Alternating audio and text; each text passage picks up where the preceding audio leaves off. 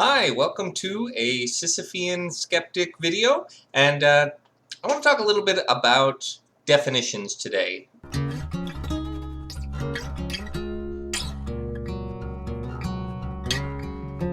A lot of people probably already know these definitions. Some people might have different understandings about these words. Certainly definitions aren't written in stone.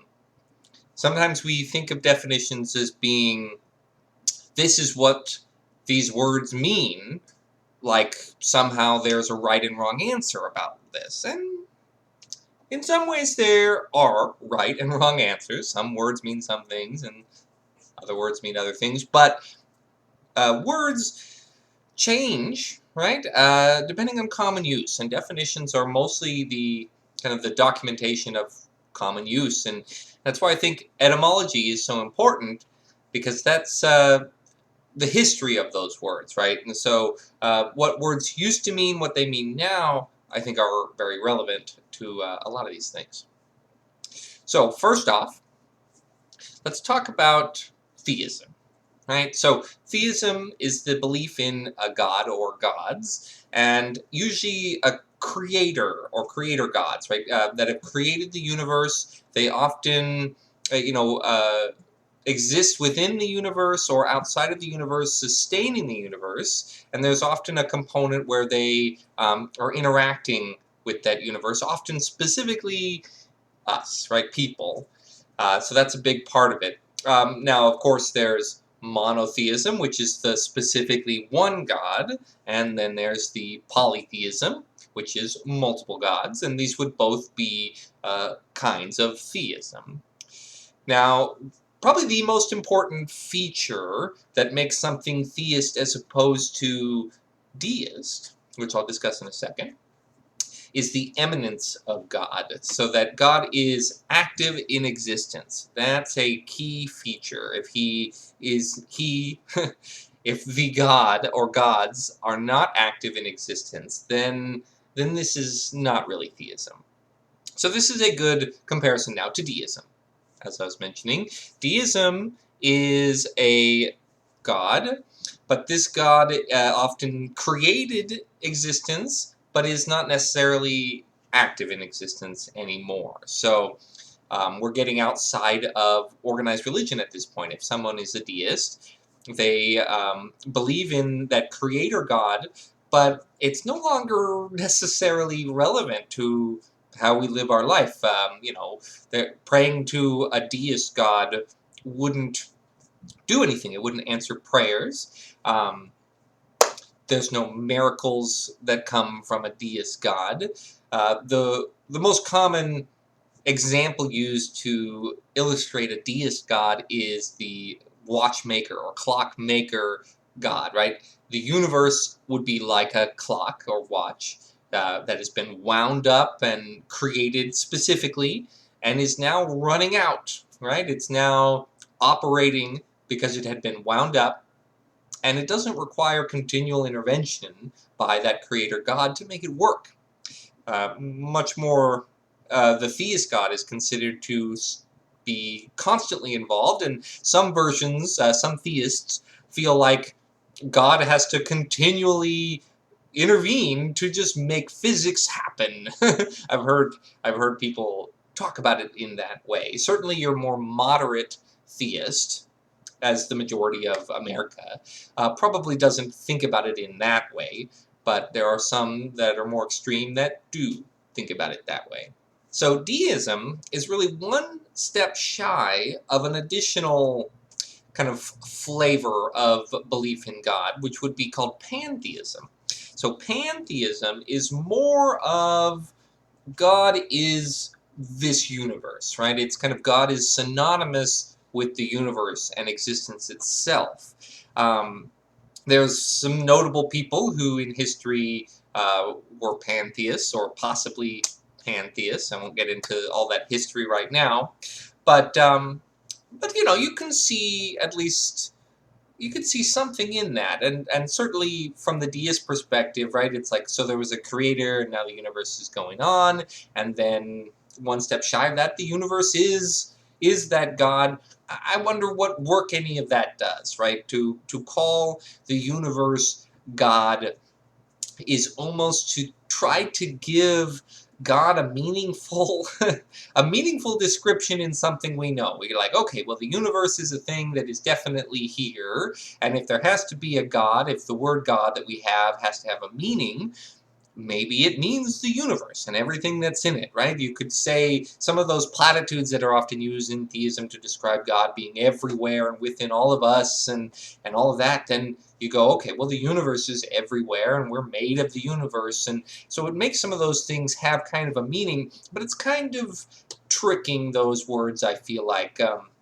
Sometimes people kind of use it in that way, and I think that's fine and poetic almost. It makes some kind of sense. When a more fundamentalist kind of theist is using those platitudes, it feels like they're definitely not talking about it in that way.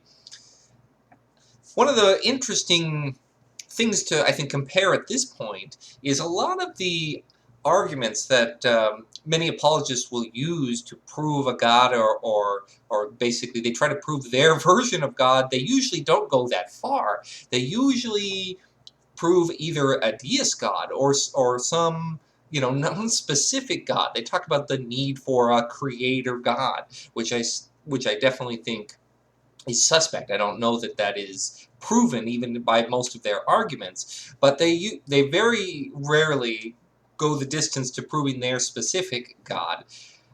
Certainly, we haven't found any, evidence of prayer being successful, right? That would be a pretty good piece of evidence. Certainly, for healing miracles, we haven't seen, the dramatic kind that would be actually interesting, right? The growing back of amputated limbs and things like that. Something we can't do with regular medical science would be something much closer to what a miracle is. Whereas, praying and somebody getting healed while participating in medical science seems dubious to ascribe the efficacy of the miracle to that.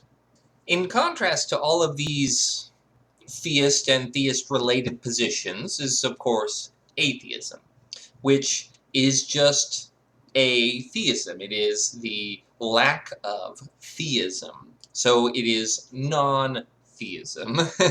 It's funny that we've got to go through all these steps to clarify exactly what atheism is, because it's often misrepresented as a position of an active belief that there is no God. And that is not so much the case. It is literally the non-belief in a God. I do not believe in a God. It's not that I believe there is no God, right? And these these fine linguistic points can be complicated. And there certainly are those who take the position of actively believing that there is no God, and that would also be atheism, because if they don't believe in a God, then believing there is no God is certainly atheism too, right? So I think there is definitely confusion there.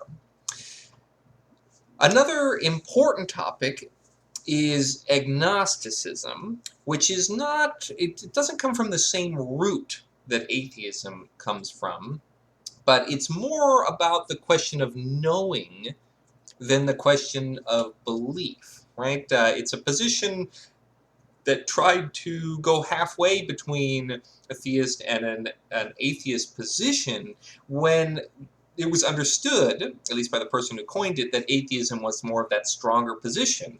So it tried to be more of what atheism actually is, but including the fact that we don't know. But the thing about regular atheism is they don't pretend to know. I don't pretend to know there is no God. I just don't believe in one. So, usually any of your run-of-the-mill atheists, and, I do hesitate to try to paint with a broad brush here, are usually going to be agnostic too.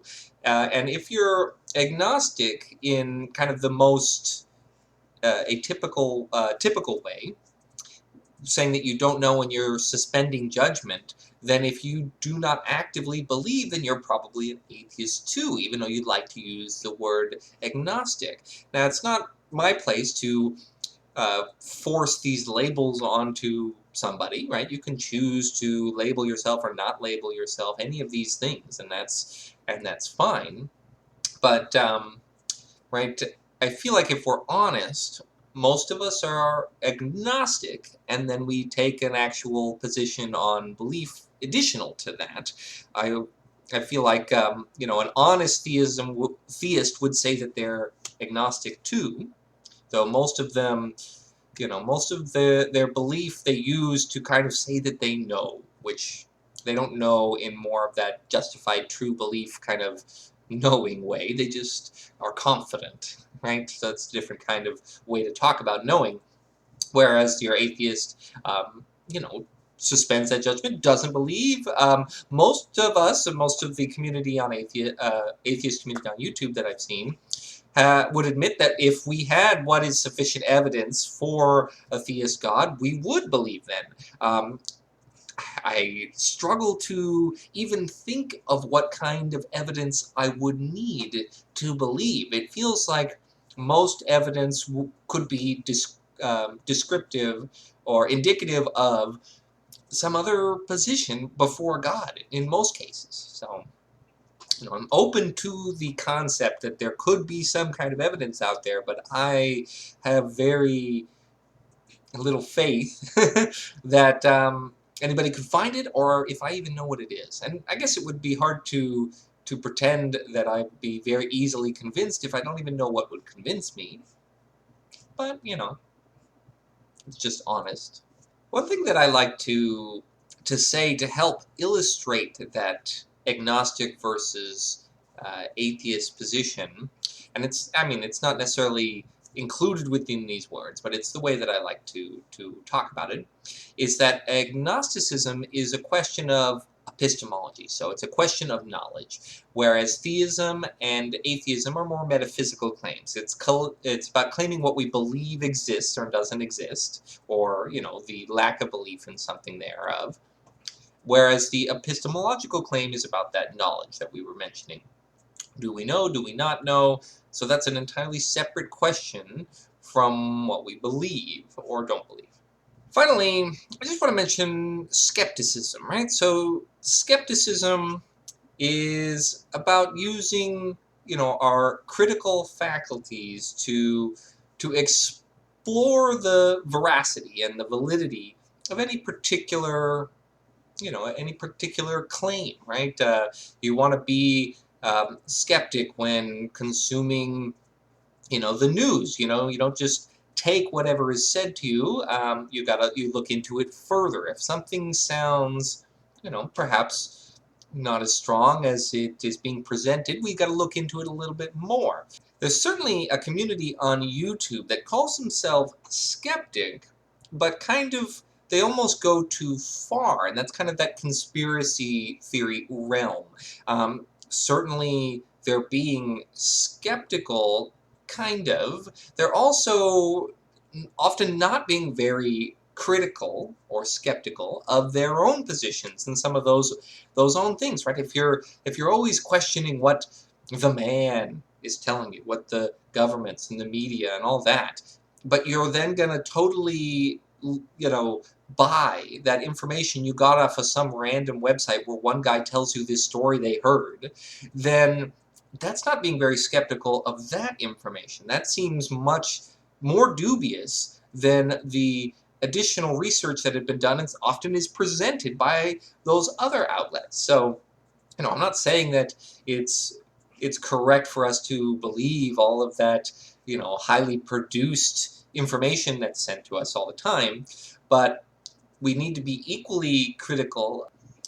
To address my name, the Sisyphean Skeptic, Sisyphus is a Greek myth, and it was co-opted by Albert Camus, a philosopher in existentialism, to talk about the struggle of human life, right? Is that Sisyphus was cursed to roll a boulder uphill for eternity.